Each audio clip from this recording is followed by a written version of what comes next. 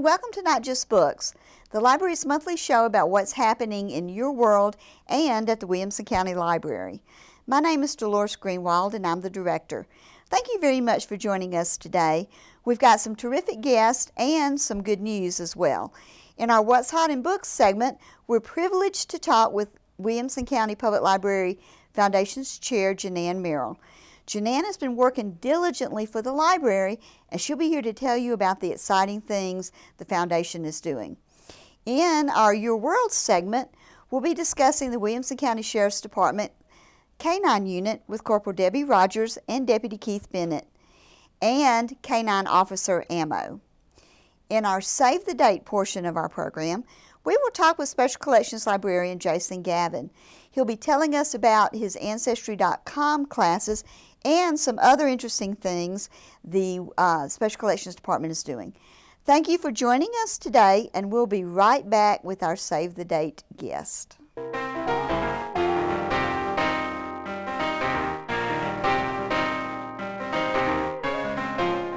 Hello and welcome back.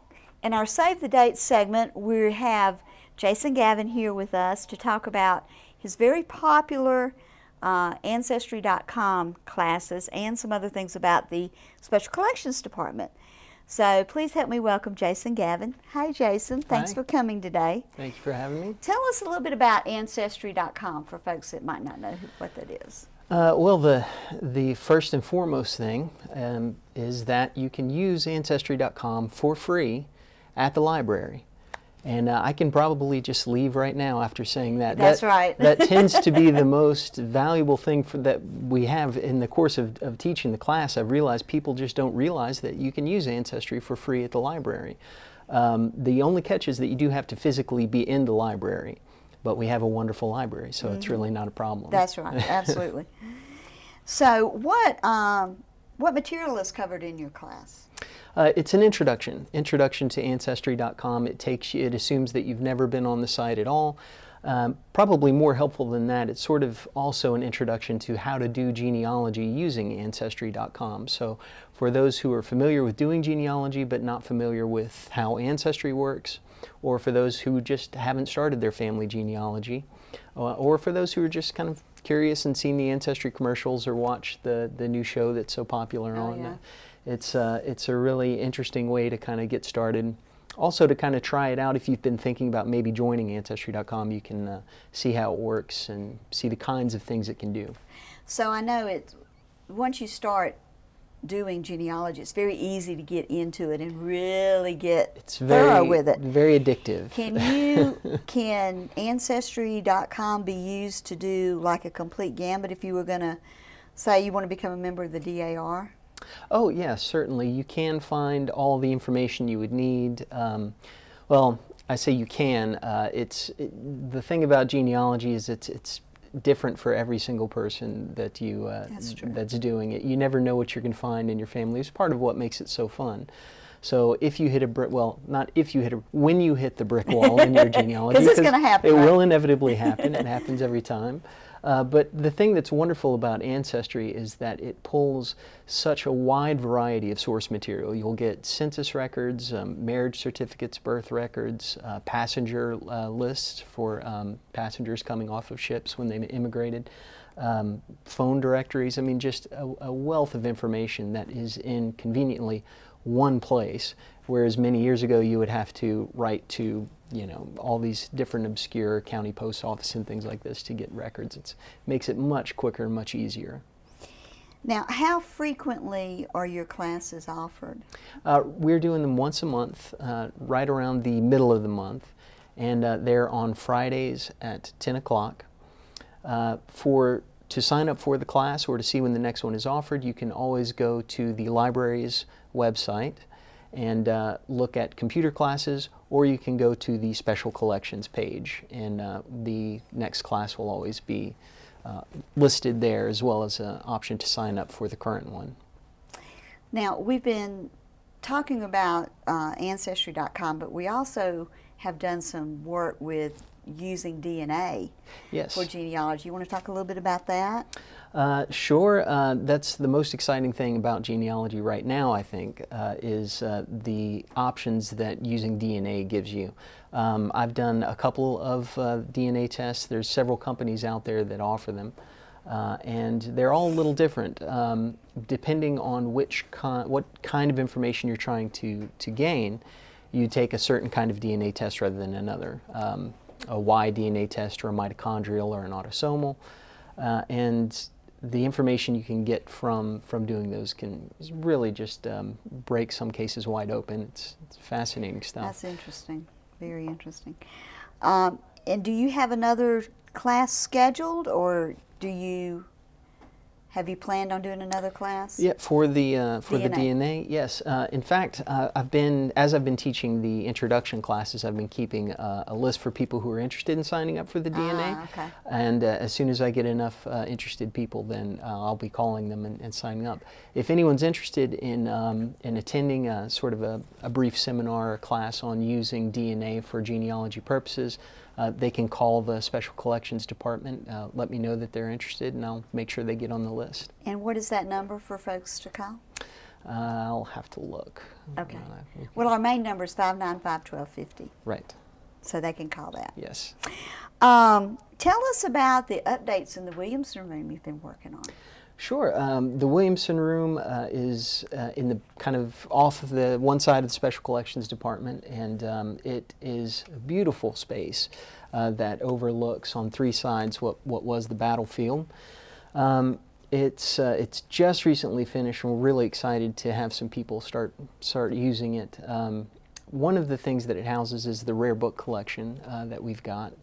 Most of which came from Colonel John L. Jordan through the American Legion in the 1930s, pre-1900 first edition Civil War materials for the most part. But we've also got a small little exhibit about the generals that died in the battlefield, which is appropriate since you're kind of looking over the battlefield as you stand there, and some markers that tell you what you're looking at and which direction you're facing. So it's educational for sure, especially if someone's not that familiar with the Battle of Franklin. It can kind of set the context of why it was such an important event. It's a terrific space, and when next time you're at the library, come up to Special Collections and take a look at it. It's worth the trip. A lot of people don't even know that room exists. So. No, they have to ask us to get back there. It's also worth seeing because our local author collection is back there as well, so you can see just how prolific writers from Williamson County have been. So, well, thank you so much for coming and talking to us about Ancestry and the Williamson room, and we will be right back.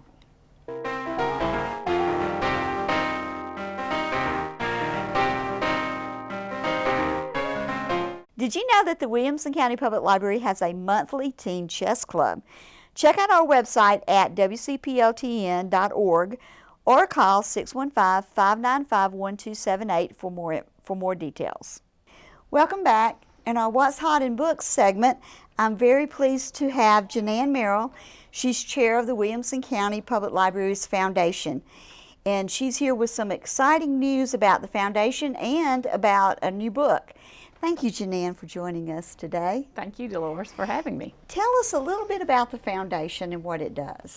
Well, the Library Foundation has been around for about 70 years, and although we have a great support of our library from the county and the funding there, the Library Foundation exists to help the library in things that the county and public funding cannot supply. We particularly have been involved in children's programs. For several years, we've supported and funded the summer reading program for children at the library.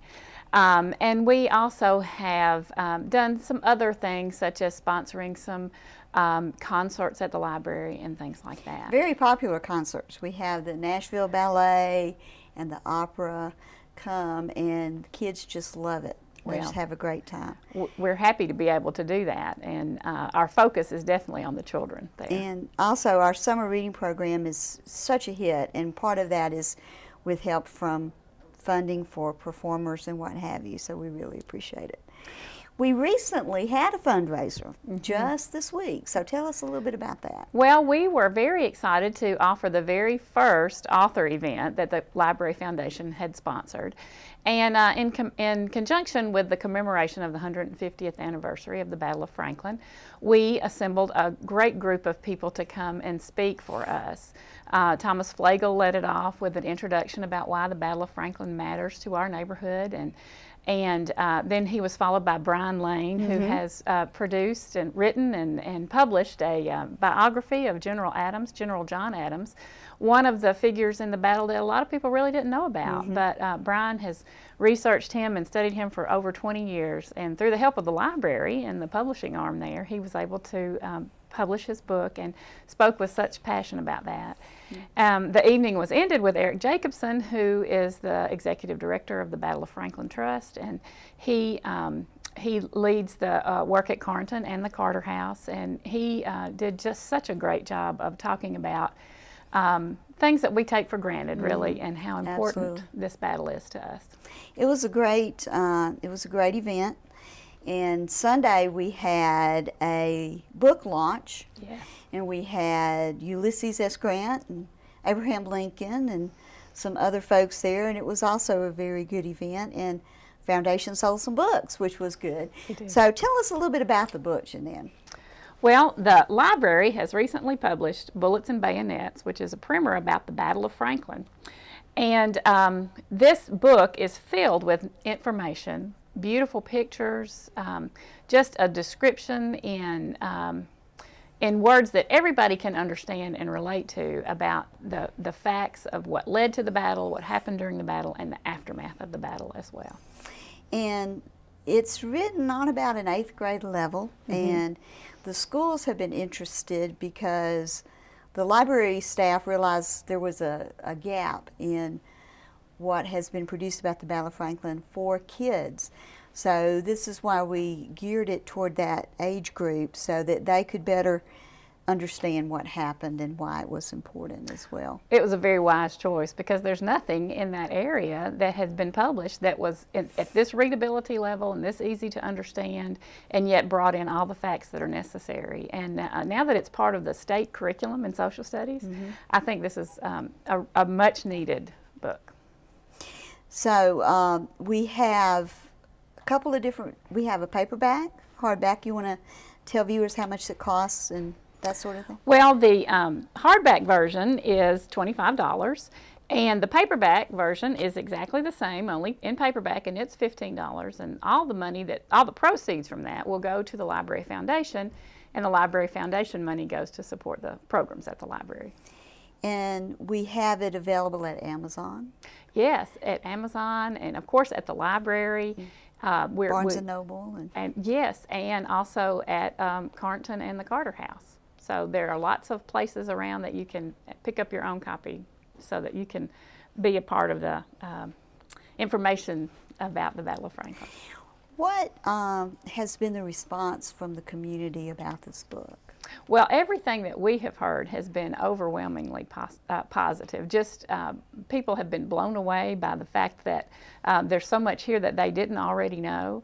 I know David Rector with the school system just was very excited to have it, and Williamson County School System and the Franklin Special School District have purchased these for use in the classroom. The pictures that portray things that people may see every day, but now they understand the significance of those things, and then all of the written information that's been given. As I said, it summarizes everything concisely, and yet gives you lots of information you may not have already known. Yeah, I've had folks tell me, oh, my father is interested in history, so make a great holiday gift for him too, because of the way that it's just briefly organized and synced, so that people can just grab information really quickly. Well, my husband came to the event the other night and was talking to some of the people there, and he was just asking a few people there why they were so interested in the Battle of Franklin. And he and I have concluded that most people think they know about the Battle of Gettysburg, and they know about Shiloh, and they know of all those other ones, but this is relatively new. I think a lot of times in the past, it was so hard on the town, people almost wanted to forget about it. And but now we understand the significance of this battle, and so it's a great time to be promoting our town and the history that took place here. If folks want to find out more about the foundation, what do they need to do? Well, we have some brochures that could be picked up at the library. We do have a website that is wmcolibraryfoundation.org, and any time that they the community is urged to participate and be a part of the foundation, because it is a group of community people that are very interested in supporting the library. So we encourage people to be a part. Well, thank you so much. Thank you to the foundation for sponsoring this, and thanks for all your hard work, JeNan, over the last month of help putting this together. Well, thank you, Dolores, for the vision and the action that you put behind all that. Thank you. Thank you, and we'll be right back.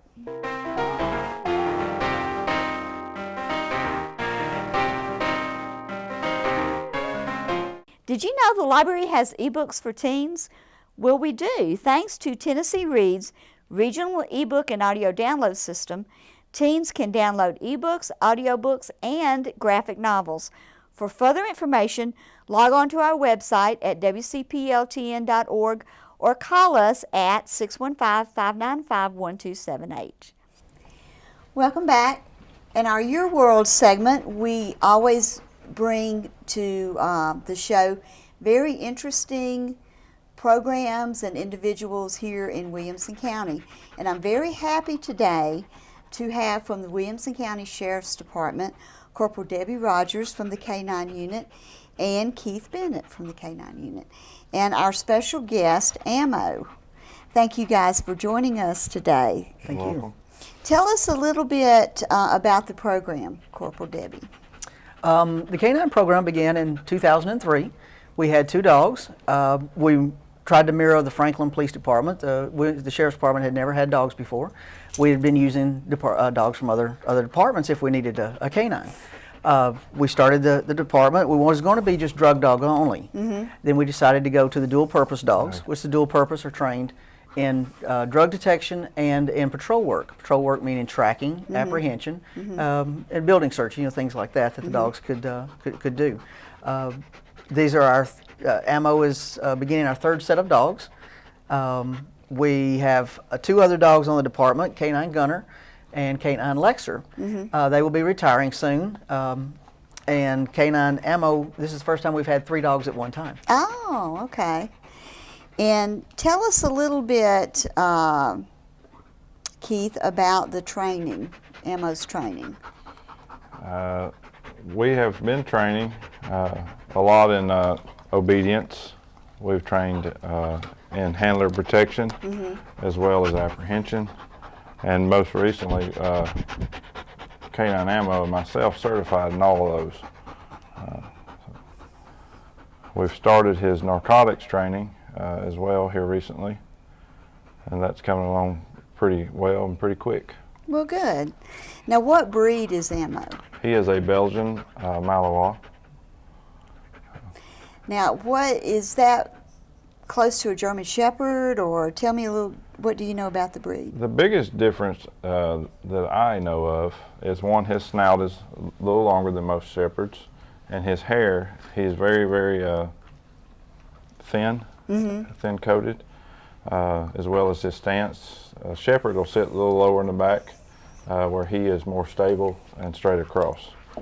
And he's a lot hyper than a Shepherd. As you can see, he's wanting to play. Now tell me a little bit about the collar he has on. It's not your typical collar. He has got 3 collars on right now. Here, sit. Here, sit. This one here, the chain looking one, is what they call a lifesaver. He wears this all the time, 24 hours a day, 7 days a week. This is always on him. This next one up top is what they call an e-collar. This is just for our protection, should we need it. We can page him. It's kind of like a vibrating sensation. If I want him to come back, I can page him from a distance. He knows that I'm not talking to somebody else, I'm talking to him. And the other one is what they call a Springer pinch collar. That is just for keeping him under control. Okay. Well, Corporal Rogers, what would ammo be, in what situation would ammo be called on? Anything that's needed for a dog. First of all, drug detection, if they're needed to sniff for drugs. If a person has, say, broke into the building, they think they might still be in the building, we can send the dog in to search the building, and the dog is so much faster on finding someone who's hidden inside a building. You could send in several officers to search a building, and the dog would do it in a fraction of the time. Dog is also useful in tracking. Say someone's residence or business got broke into, they saw him run away. We can use the dog to track the subject from where he ran and hopefully locate the subject. Well, we're going to take a quick break right now. We're going to change things around, and we'll see a little bit of what ammo can do. We'll be right back.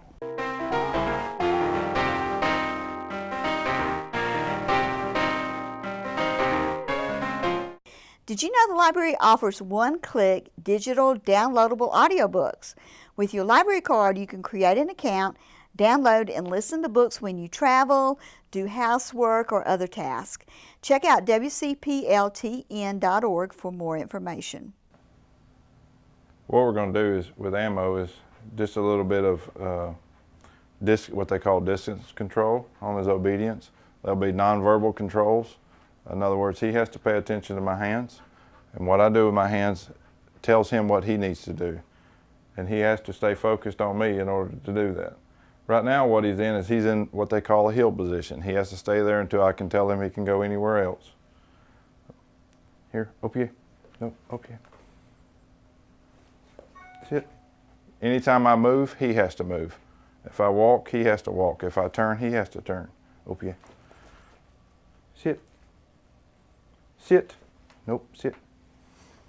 To do his verbal controls is I have to get out in front of him so he can see me. And the first one that I'm going to give him is his down command. The next one I'll have him go back to the position he was in.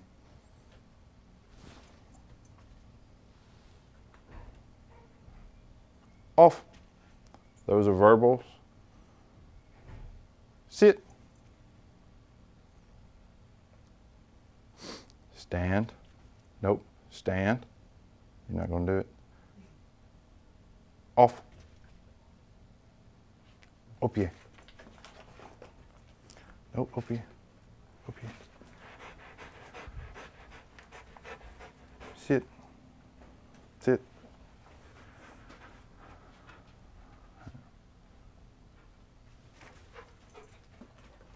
Now what I did there was I called him to me without saying anything to him. I'm calling him to his finish. Up here. Nope. Up here.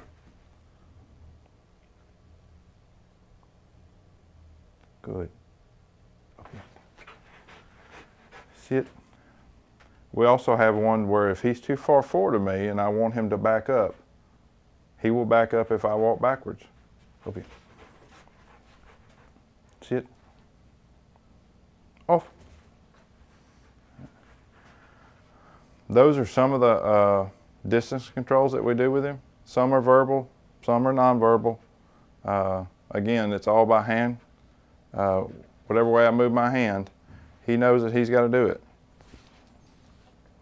Good. I think the furniture's messing with him. So, up here. Sit. Sit. Another thing that we do is handler protection. Here. His job, one of his jobs is he is trained in protecting me from anybody that will attempt to harm me. He will react without me having to say anything to him. He will not react until somebody gives him a reason to react. So what Corporal Rogers is going to do is she's going to walk in toward me, sit, and without me saying anything, when she moves as if she's going to hit me, he will react to her movement. Else! Here. Nope. Here. OPA. Sit. Step back. He knows that he cannot move until I tell him to, or she reacts to me. If she was to come back in and attempt to move toward me like she was going to hit me again, he will react to that.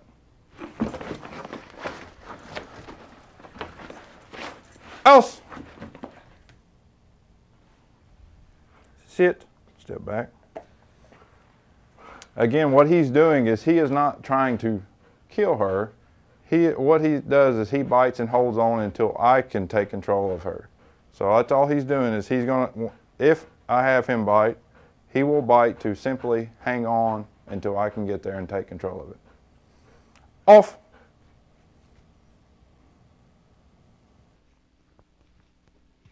Thank you so much for coming today.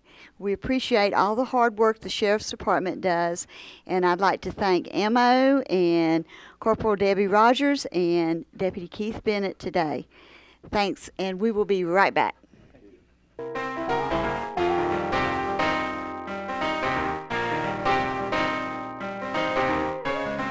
Welcome back to Not Just Books. Thank you so much for joining us today. I hope you like the show and will watch again soon.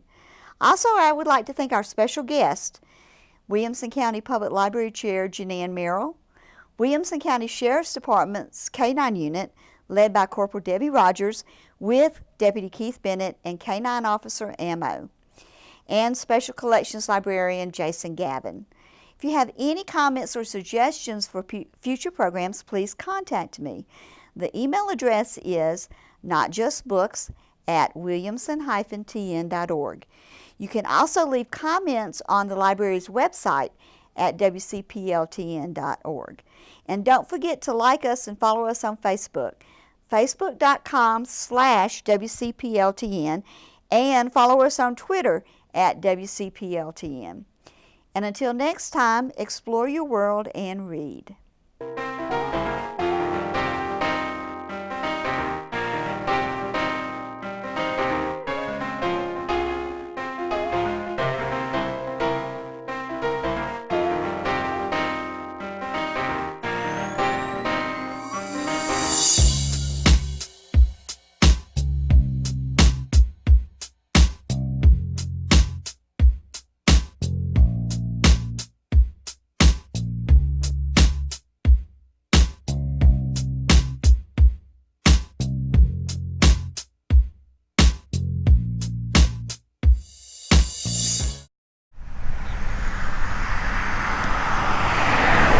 Situated on the Natchez Trace, the village and stream were named for pioneer surveyor Hugh Leeper.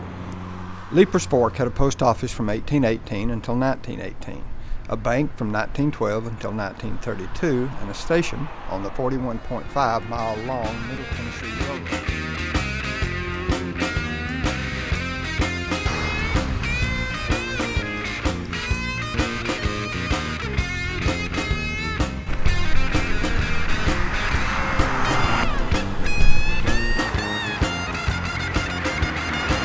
Bingham boasted Boyd's Mill on West Harpeth, a federally licensed distillery on Stillhouse Hollow Road.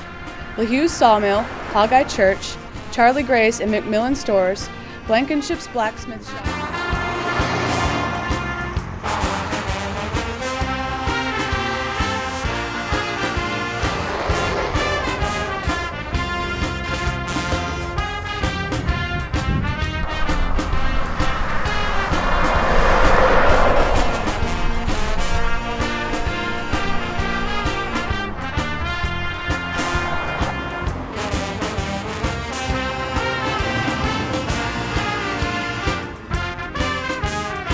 On the foundation of this house was the home of Thomas Hart Benton, whose family came from North Carolina in 1799. In 1809, he was state senator. Moving to Missouri in 1815, he became a U.S. senator.